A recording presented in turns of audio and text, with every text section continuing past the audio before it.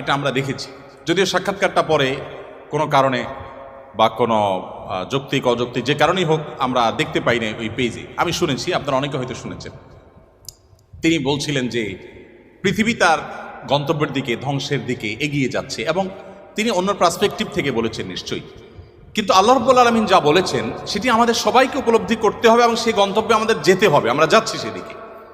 পৃথিবী যখন তার গন্তব্যের দিকে বা সৃষ্টি জগৎ যখন তার গন্তব্যের দিকে এগিয়ে যায়, তখন যত বেশি এগিয়ে যাবে ঈমান মানুষের জন্য ধরে রাখা তত কঠিন হবে। আমরা সেরকম একটা সময় পার করছি। আমাদের বাপদাদারা যারা ছিলেন তাদের ঈমানের যে অবস্থা ছিল, তাদের মধ্যে সততা যে পরিমাণে ছিল, আমাদের মধ্যে সে পরিমাণ নিশ্চয়ই নাই। আমাদের পরের জেনারেশন যারা আসবে তাদের মধ্যে ঈমান ধরে রাখাটা আরো টাফ হবে, তাদের পরে যারা আসবে তাদের জন্য আরো টাফ হবে। এভাবে সহিহ মুসলিম বর্ণিত হাদিসে নবী সাল্লাল্লাহু আলাইহি ওয়াসাল্লাম বলেছেন, লা তাকুমুস সাআহ হাত্তা ইউকাল ফিল আরদ